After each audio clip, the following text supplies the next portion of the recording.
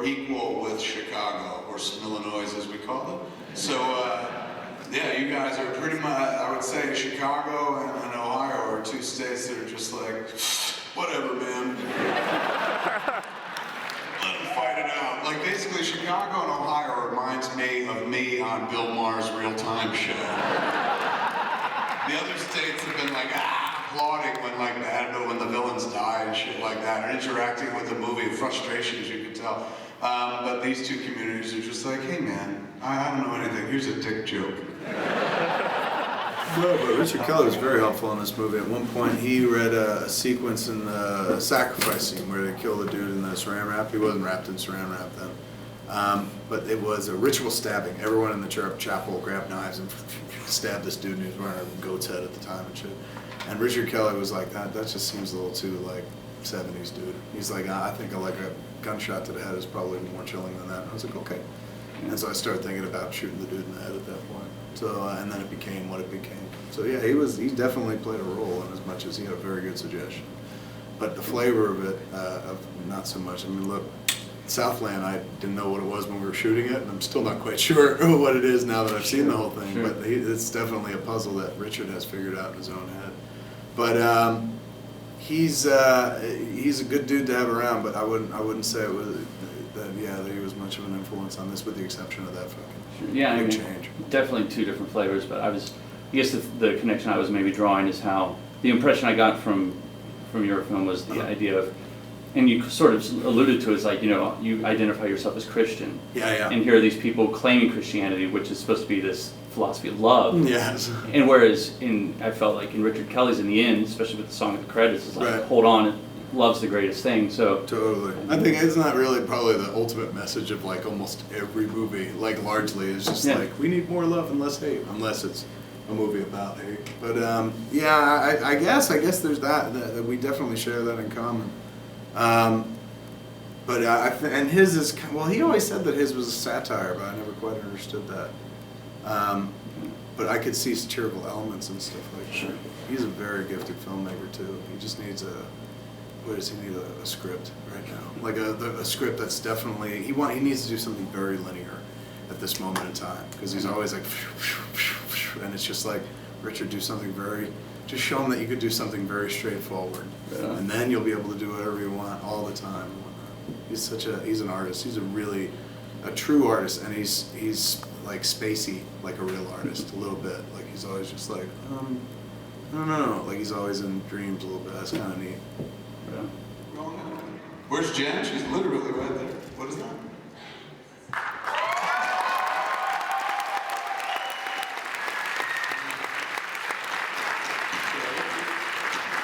Hold on one second. There? Yeah, give me 1 second. I'll give you a count of 3, and then you can say hi. Let me just set it up for you. Ready? Hold on. Weird. Okay. The kid just got a new phone, so she wanted to test it out, and she just wants to say hi. So on the count of 3, ready, kid? I'm gonna say hi, and I'll hold the microphone up to the ear thing, and you say whatever you're gonna say. It'd be much better for me if you yelled cocksucker, but saying hi is fine. Here we go. On the count of 3. 1, 2, 3.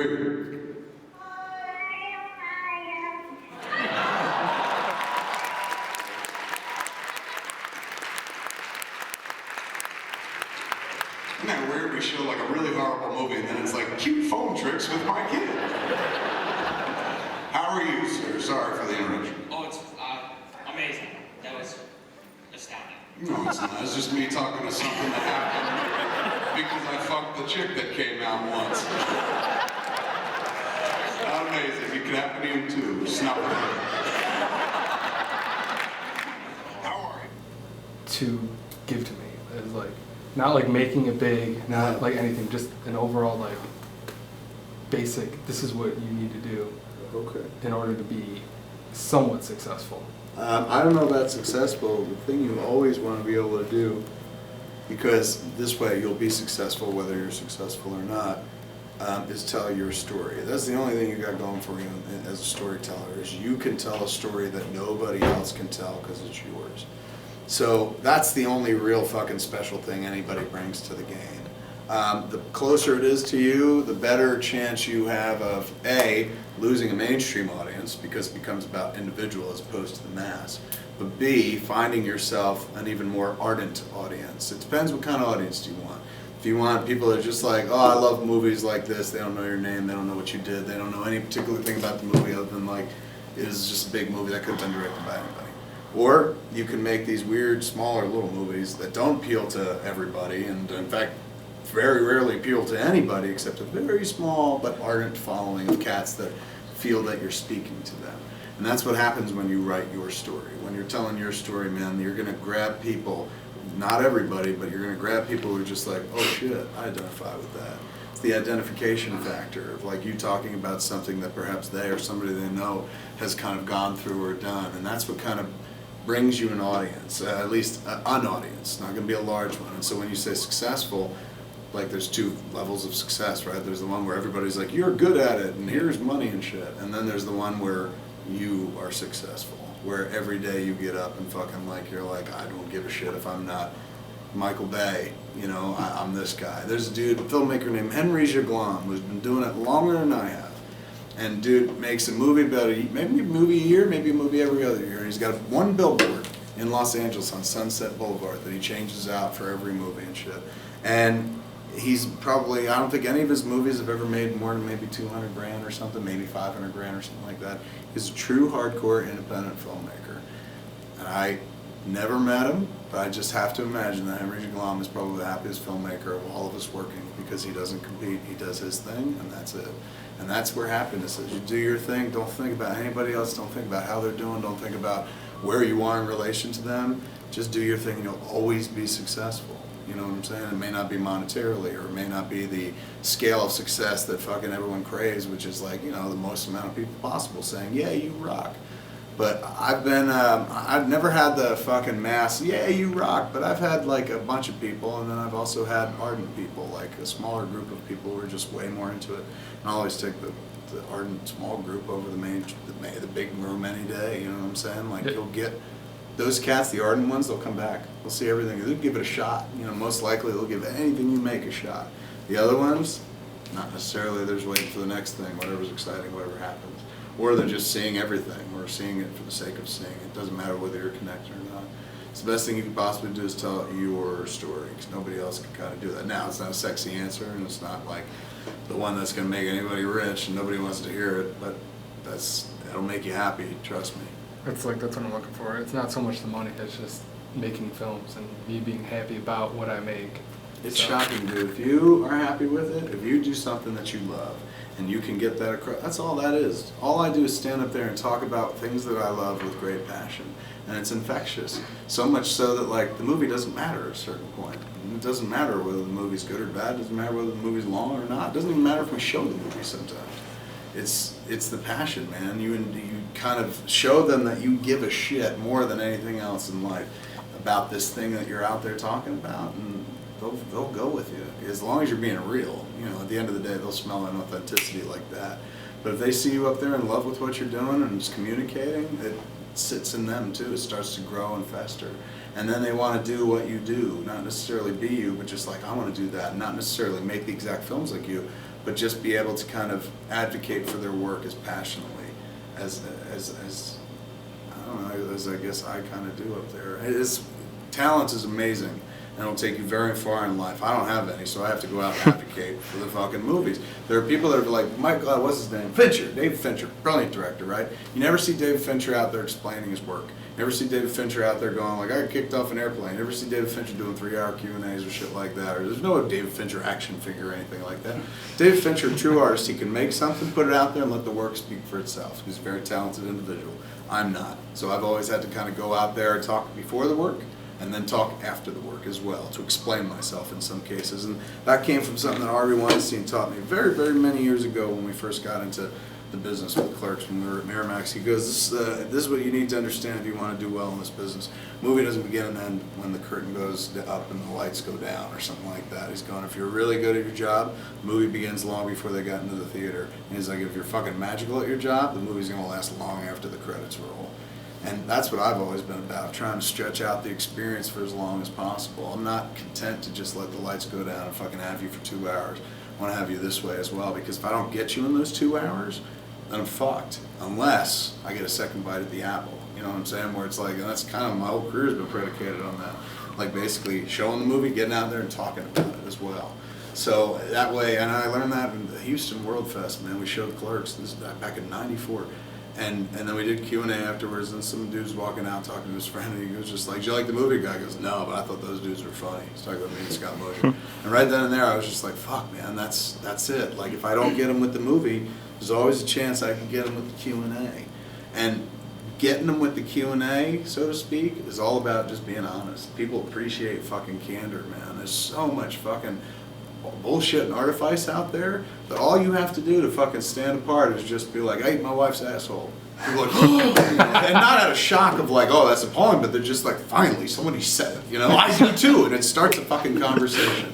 And you know, it's not for everybody. Yeah. You know, if 100 people, 3 people are willing to have the conversation, but boy, they're gonna love that conversation, and they're gonna tell others. And those people come back and be like, "I hear you talking about eating wife's assholes around here. I like that kind of thing." You sit down, the conversation continues. So the art form is beautiful, but we're not all talented enough to get them lightning quick in that 2-hour frame. I'm not. Martin Scorsese is. Steven Spielberg is. I'll never be that guy. So those of us who can't be those cats, we always have to try to find it in other ways as well. Support the work, buttress the work, if you will. So the movie is one thing, but the movie don't end when you're done making the movie. It should kind of continue, and that's kind of what this is about, like keeping the movie going more than just like credits. How are you, man? Good. I've never been more terrified of Ralph Garner in my life. Right on, Garmin. I just wanted to ask, I haven't listened to any of the Red State of the Union podcasts, so I wanted to come in as clean as possible. But how did you cast John Goodman? What was it like directing someone you've watched over the years on TV? Amazing. John Goodman, I love him. It's like when you got it's one thing to know how to operate. Yeah. It's another thing to have like a fucking specialist. You bring in Yeah. a specialist and be like, "You go in there." Yeah. And that's what that dude is, because he could take, the only reason you can laugh and not get lost and Yeah. just keep the tension is because those cats are fucking pros. Yeah. You know, like they know how to deliver without breaking the scene and keeping you kind of in it. Casting John was, I mean, we got fortunate, very fortunate. We went after him first, but he was working on that show, Trim at the time, and he couldn't kind of break free. So we were heading in other directions and whatnot, reached out to other people, and then we were Keenan-less as of like 3 weeks, or I would say actually, let's say 1 week before production began, we still didn't have a Keenan. It wasn't okay, it was fine because he was scheduled for the end of the show, so we could still shoot tons in the movie and have a few more weeks to worry about who to cast. And then the word came back that his character, anyone watch Trim Me? I want to spoil something here, so cover your eyes if you haven't seen it or you're intending to. His character dies. And so we found that out, and we were like, oh shit, so he's not going to be shooting. We called up his agent, Bob Gersh. We said, hey man, can you send him the script? And he read the script and dug it, and I sent it to John.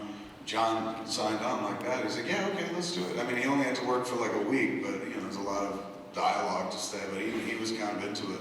And the moment he said, yeah, I was just like, I just flooded my drawers. I'm a huge, huge, huge, in spirit and size, Roseanne fan.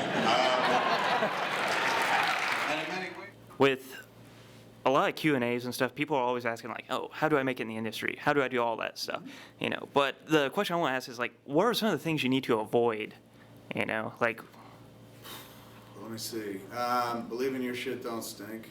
Yeah. I've seen a lot of people fall to that. It always helps to remember that fucking somebody better than you is breathing down your neck, and somebody greater than you has already done this job 1,000 times over.